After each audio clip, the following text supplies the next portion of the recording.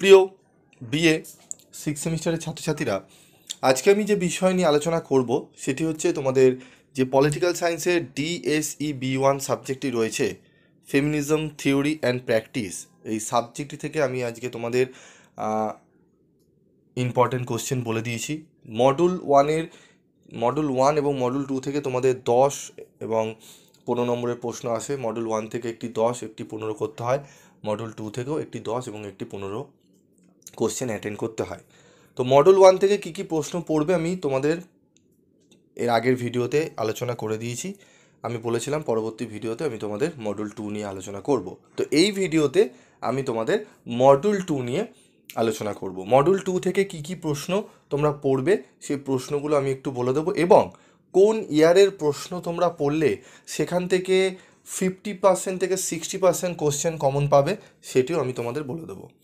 তো দেখো, model two থেকে প্রথম যে প্রশ্ন, চিরায়ত ইতিহাস চর্চার বিরুদ্ধে নারীবাদের প্রধান সমালোচনাগুলি কী কী, এই প্রশ্নটি পড়বে।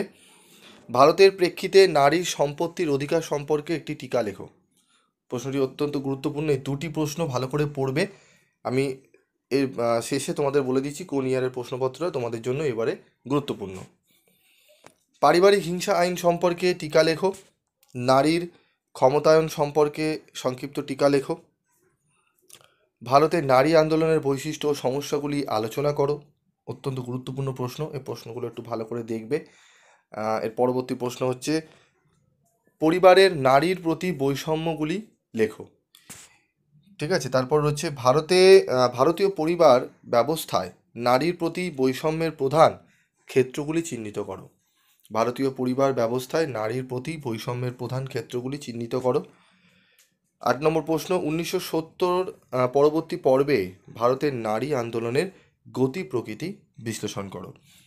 এই প্রশ্নগুলো তোমরা ভালো করে দেখে যেও, আশা করি তোমরা অনেকটাই উপকৃত হবে। এবং তোমাদের আমি কোন ইয়ারের প্রশ্নটি এর সাথে দেখবে, এই প্রশ্নগুলো তো করবে, এর সাথে তোমরা যে ইয়ারের প্রশ্নটি পড়বে সেটি হচ্ছে 2022 সালের প্রশ্নপত্র। 2022 সালের প্রশ্নপত্রের মধ্যে তোমাদের যে প্রশ্নগুলো দিয়েছে এই প্রশ্নগুলো যদি রিপিট থাকে দেখে নেবে, তাহলে তো তোমাদের পড়া হয়ে যাচ্ছে। এই প্রশ্নগুলো অবশ্যই পড়বে, তার সাথে 2022-এর প্রশ্নপত্র তোমরা ভালো করে করে যাবে। যেগুলো এসএ কিউ দেয় সেই এসএ কিউগুলো একটু ভালো করে করবে 2022-এ। সেখান থেকে এবারে শোনা যাচ্ছে তোমাদের কিন্তু 15টার মধ্যে 7 থেকে 8টা প্রশ্ন কিন্তু ওখান থেকেই দেওয়া হবে। তো এই জিনিসটা একটু মাথায় রেখো এবং প্রশ্নটি ভালো করে করে যেও।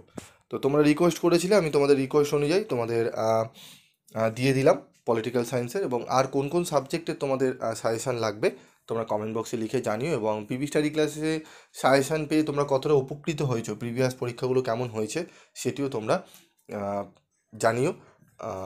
তোমরা আর কোন কোন সাবজেক্টের সাজেশান লাগবে সেটিও জানিও, ঠিক আছে। এবং কবে থেকে তোমরা PB study class channel follow করছো বা দেখে আসছো সেটি যদি জানাও তাহলে খুবই ভালো লাগবে। তোমাদের একদম লাস্ট সেমিস্টার, এটি সেমিস্টার 6। এরপরে তোমাদের আরও তোমাদের উচ্চ পড়াশোনাগুলোতে এগাতে হবে। অনেকে মাস্টার্স করবে, অনেকে অন্যান্য প্রফেশনাল কোর্সগুলো করবে। তো যে যেটা করবে আমাকে অবশ্যই জানাবে তোমরা কমেন্টে, তোমাদের পরবর্তী কী পড়ার ইচ্ছা আছে, ঠিক আছে। তো আজকের মতো এইটুকুই, দেখা হচ্ছে পরবর্তী ভিডিওতে।